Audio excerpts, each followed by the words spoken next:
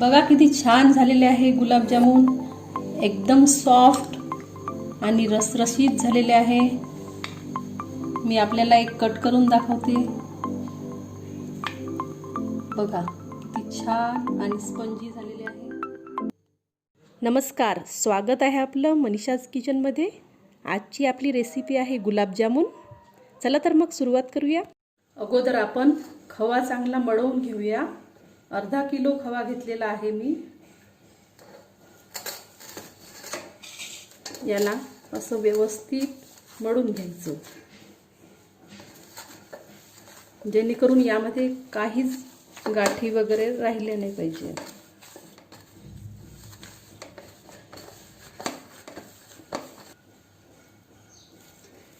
हे बघा सॉफ्ट झालेला आहे खवा। 3 ते 4 मिनिट मी मळलेला आहे हा। आता यामध्ये थोडं रोज इसेन्स टाकायचं आहे।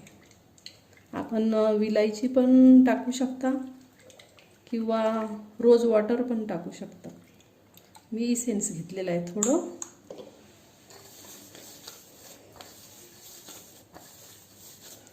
आणि 1 कप मैदा घेतलेला आहे मी, 200 ग्राम। तर यामधला किती लागते आपल्याला ते पाहू आपण। अगोदर अर्धाच घ्यायचा आहे।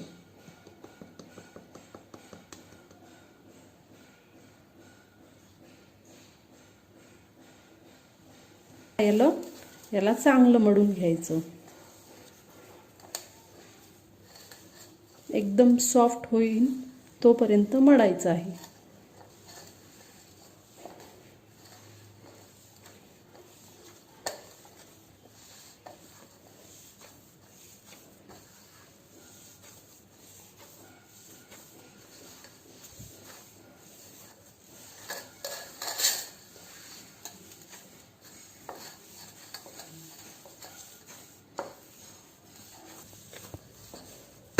हे बघा, यामध्ये मी अर्धा कप मैदा टाकला, तरी पण आणखी मैदा लागणार आहे, कारण याला थोडा घट्टपणा आला नाही अजून।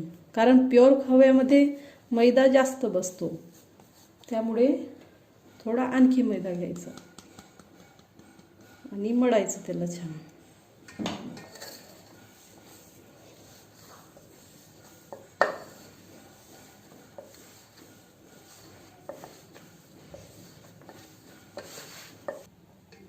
आता हे झालेलं आहे। यामधला इतका मैदा उरलेला आहे, अर्ध्यापेक्षा कमी थोडा, म्हणजे पाऊण कप मैदा आपल्याला लागलेला आहे। पण खव्यावर डिपेंड आहे की मैदा किती लागणार। खव्यामध्ये जर भेसळ असलं तर मैदा 100 ग्रॅमच लागतो। तर ते तुम्ही मळवून एकदा तळून पाहू शकता आणि नंतर ॲड करू शकता मैदा। आता हे मळून झालेलं आहे। आता याला आपण हे असंच थोडा वेळासाठी झाकून ठेवू, म्हणजे हे सेट होऊन जाईल। आता पाक करून घ्यायचा आहे, तर त्यासाठी आपल्याला 600 ग्रॅम साखर लागणार आहे। 500 ग्रॅम आपला खवा आहे आणि 600 ग्रॅम साखर घ्यायची। 200 ग्रॅमचा कप आहे। 1 कप, 2 आणि हे 3 कप साखरसाठी 3 कप पाणी घ्यायचं आहे। 1, 2 आणि 3। आता याला उकळी येऊ द्यायची आहे।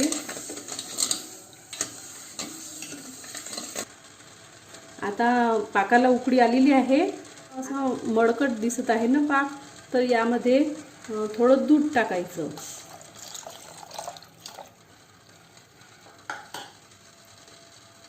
दूध टाकल्यानंतर पूर्ण मळ आहे जो तो या दुधामध्ये मिक्स होऊन जाईल। आता बघा कसा मळ वर आलेला आहे। आता हे पाक आपण गाळून घेऊ।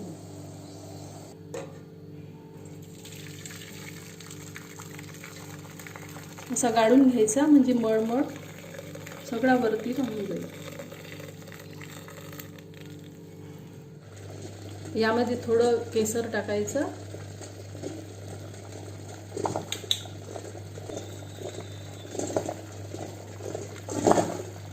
आणि थोडं रोज इसेन्स टाकायचं, किंवा तुम्ही विलायची पण टाकू शकता. मी इथे रोज इसेन्स टाकलेला आहे. आता पाकाला थोडा चिकटवा आला की झाला पाक. चिकटवा आलेला आहे, जास्त घट्ट पण नाही करायचा आहे पाक. बघा चिकटवा आलेला आहे. आता गॅस बंद करून द्यायचा. आता मी कढईमध्ये तूप टाकलेलं आहे आणि आता गुलाबजामुनचे गोळे बनवायचे. तूप गरम होईपर्यंत आपण गोळे करून घेऊ. एकसारखे गोळे करून घ्यायचे.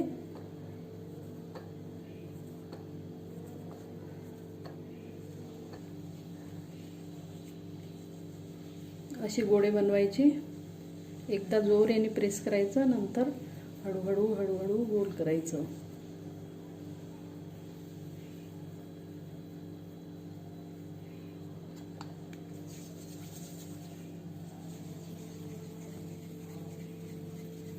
असे सगळे गोळे गोल बनवून घ्यायचे.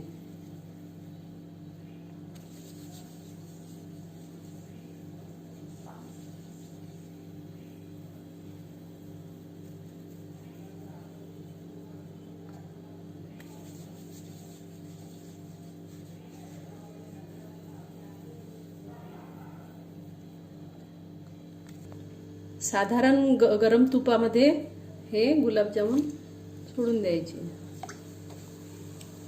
मीडियम आकाराचे करायचे आहे गुलाबजामुन. जास्त मोठे पण नाही आणि जास्त छोटे पण नाही.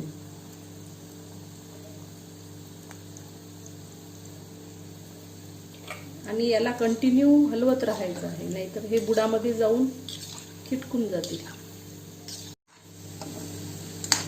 हे बघा छान कलर येईपर्यंत होऊ द्यायचे आहे. छान मध्ये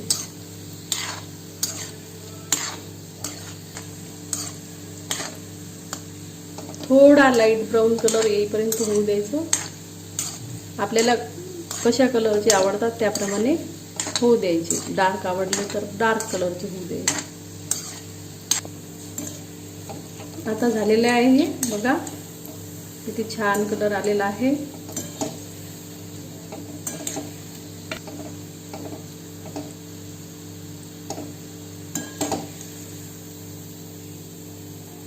आता हे काढून घ्यायचे.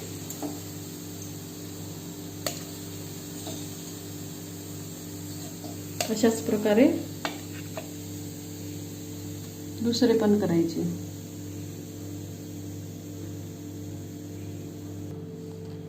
आता हे व्यवस्थित झाले की नाही यासाठी आपण एक फोडून पाहूया. वा पा बघा किती स्पंज आलेला आहे आणि थोडा पण कच्चा नाही. या प्रकारे सगळेच असे करून घ्यायचे आहे. कंटिन्यू हलवत राहायचं आणि छान होऊ द्यायचे.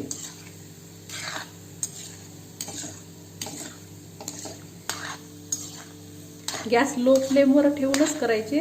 अगोदर गरम होऊ द्यायचं तूप छान, नंतर मग गॅस लो फ्लेमवर ठेवायचा आणि छान होऊ द्यायची.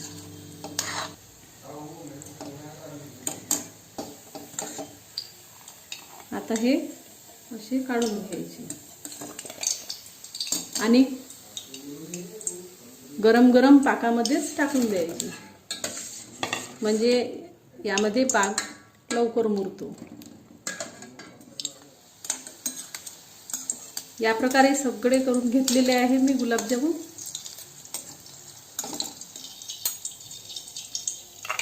आणि तुम्ही पाहू शकता की तूप पण जास्त लागलेलं नाही आहे.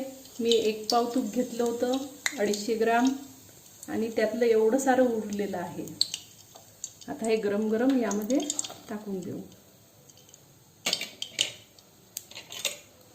आता हे असंच 2 तासासाठी ठेवायचं आहे. नंतर आपण बघूया 2 तास. तर बघूया आता 2 तास झालेले आहे. गुलाबजामुन आपले तयार आहे का तर बघा किती छान झाले, एकदम रसरशीत झाले. तर तयार आहे आपले गुलाबजामुन. तुम्हाला जर माझी रेसिपी आवडली असणार तर माझ्या चॅनलला लाईक, सबस्क्राईब आणि शेअर जरूर करा. कमेंटमध्ये जरूर सांगा. अशाच नवीन नवीन रेसिपीज मी घेऊन येणार आहे.